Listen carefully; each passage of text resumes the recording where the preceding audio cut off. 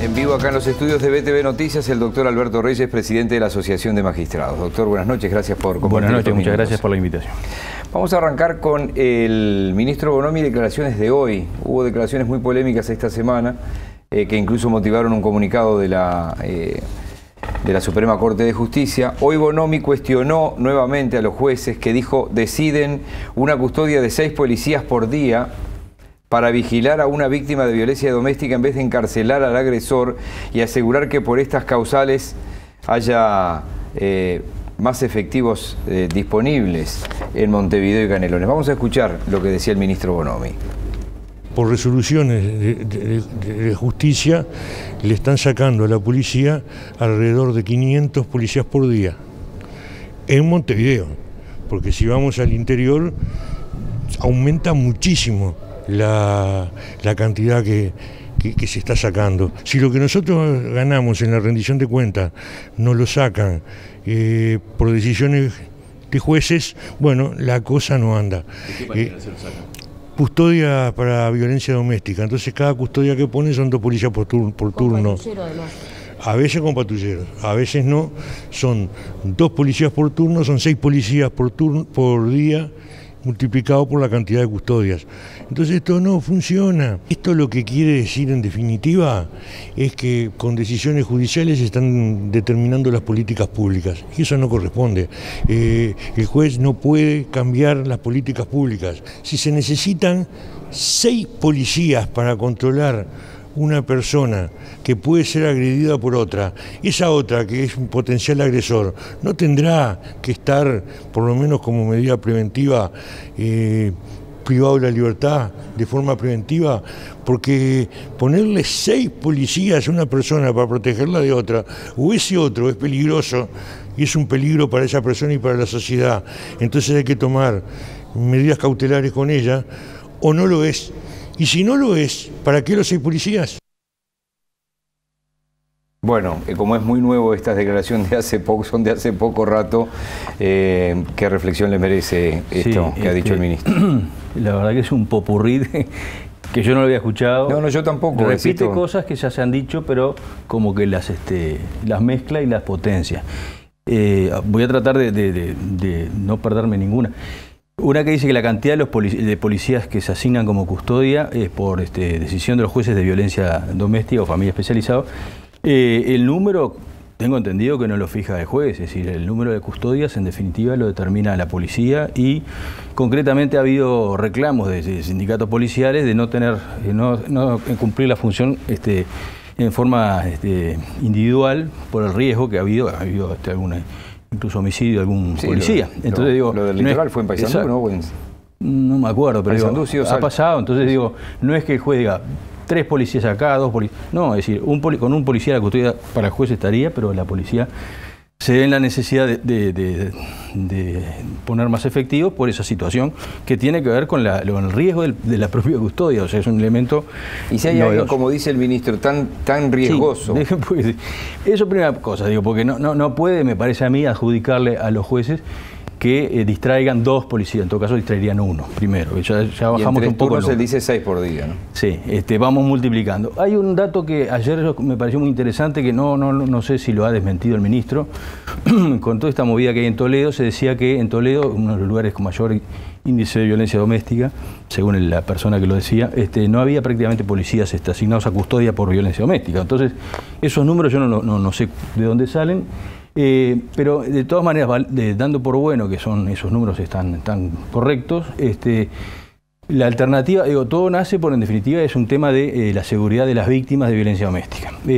Cómo se atiende ese fenómeno, que es un fenómeno, digamos, en beneficio de las víctimas, preservar su vida. Inicialmente estaba el sistema de tobilleras.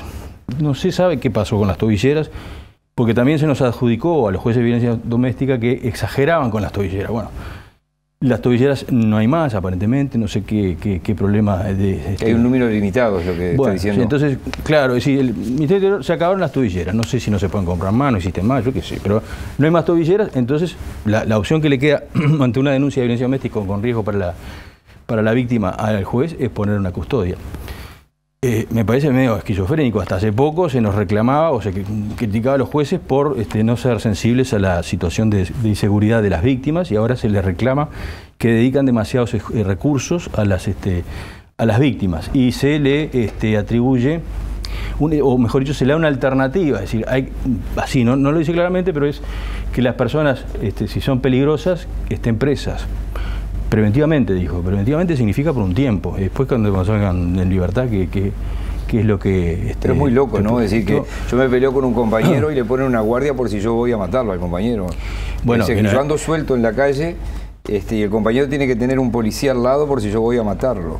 No entendí. Lo que yo digo es que yo lo estoy mirando, vi al ministro y lo mira usted, y lo que veo es una pelea entre ustedes, entre la justicia, los jueces y el ministro, y la gente está en el medio. Perdón, es decir, lo que usted me hace escuchar, que yo no lo había escuchado, digo bien, me hace escuchar porque está correctísimo, es claramente un ataque, claramente una señalización de que me faltan recursos porque hay una política pública distorsionada por los jueces. Digo, yo soy el presidente de la Asociación de Jueces, naturalmente tengo que responder eso con razones. Entonces yo trato de analizarlo racionalmente. Si eso es una pelea entre nosotros, digo, en definitiva, digo, es un intercambio de algo que se dice de un lado, y yo tengo que decir que eso me parece que no es así. En el medio, ¿quién está? Están la víctima, la propia custodia, las custodias que en definitiva en algún caso han sido víctimas también. Y la alternativa que propone el ministro no lo dice del todo, pero es el encierro de los peligrosos en forma indeterminada, que tampoco, o transitoria, no está muy claro. En definitiva, no sé bien por qué es que sale el ministro a decir esto. En definitiva, parece ser como que todo el problema de la seguridad tiene un responsable, los jueces. Y no es nuevo, esto es una cosa un poco como sistemática. Engancho el de tenerlos adentro, tenerlos presos, con esto que es este proyecto que ha enviado el Poder Ejecutivo al Parlamento para modificar una vez más el Código del Proceso Penal. Cuando digo una vez más, porque antes del 1 de noviembre del 2014 allí hubo varias modificaciones. Ustedes como asociación de magistrados se han negado a la prisión preceptiva, a los allanamientos nocturnos. Hábleme un poquito de eso, por qué se niegan, por ejemplo, estas cuestiones. No, es decir, del allanamiento nocturno directamente nos consultaron qué nos parecía y no hay una posición tomada como gremio, simplemente que la mayoría de los jueces que consultados entendieron que no era necesario, no es un tema de, digamos, filosófico. No suma nada. Como que no suma nada, es decir, por la práctica de los jueces hoy día. En el caso del proyecto porque eso ni siquiera es un proyecto que esté en la vuelta ahora, el proyecto que sí está sometido a consideración de la Cámara de la Comisión del Senado y que se votaría por el 20, creo.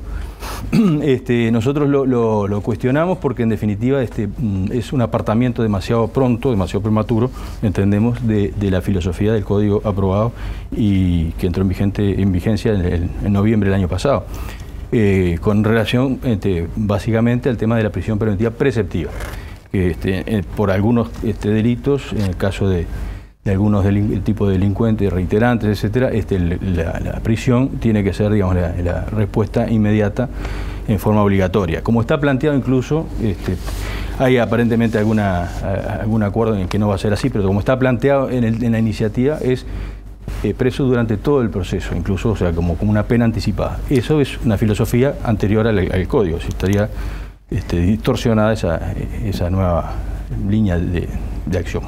Las primeras declaraciones fuertes del ministro esta semana tienen que ver, o tuvieron que ver con la decisión del juez Seijas por el famoso caso de San Luis.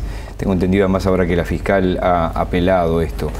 ¿Usted siente que los jueces con el nuevo Código del Proceso Penal quedaron con las manos atadas? En algún momento algún fiscal como Viana, que después renunció, dijo que se le daban superpoderes a los ministros, a los fiscales. Algo parecido me dijo el profesor grado 5, el doctor Juan Andrés Ramírez, me lo decía el otro día en otra entrevista.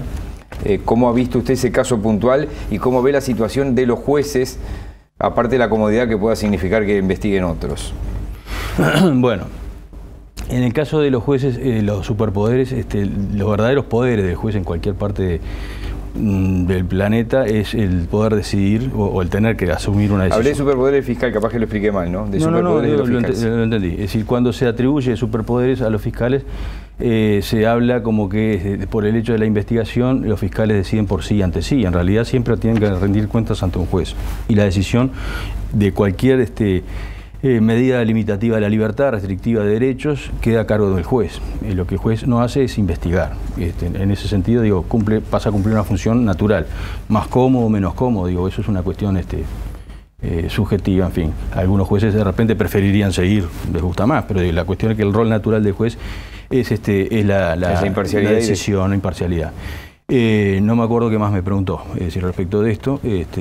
Sí, con respecto al caso puntual de San Luis, perdón. En el caso puntual de San Luis, lo que ocurrió, y nos vimos en la obligación tanto la Suprema Corte como la Asociación de Magistrados de pelearnos, de responder o aclarar. No, los comunicados a mí me parece bien. Yo lo que veo es que no se van a sentar mañana. ¿Y cómo solucionamos esto? Bueno, sino que siguen... el otro sigue con 500 policías menos, ustedes siguen diciendo que yo no soy el responsable. Bueno, estimado... Pero es una cosa subjetiva. Sí, no, yo entiendo, pero quizás de repente puede ser parte de una estrategia, ¿no? En definitiva, el Ministerio del Interior no es el Ejecutivo, en fin, no tiene una facultad asignada por la Constitución de evaluar o ponderar al Poder Judicial. Estamos en un tema complicado, separación de poderes, donde el Ministro del Interior está bombardeando al Poder Judicial para de alguna manera desviar la atención sobre algunos resultados que aparentemente no serían del todo buenos en cuanto a la investigación y prevención, que son tareas específicas de su cartera. Eso no es casual ni es la primera vez, lo ha hecho de forma sistemática, por eso nos obliga a sacar comunicados.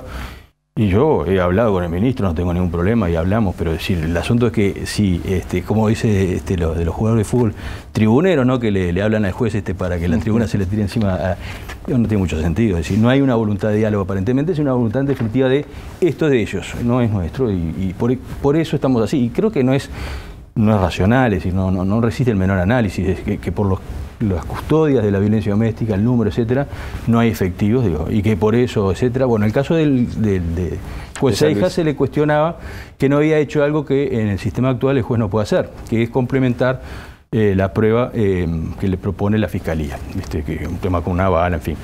Más allá que en el caso, si se resolvió, con el resto de la prueba en forma adecuada o no, está sujeto a una apelación, como usted lo dijo, eventualmente se revisará eso, pero lo que se le reprochó básicamente y por lo que se aclaró era por no haber hecho algo que si lo hubiera hecho estaba fuera de la ley.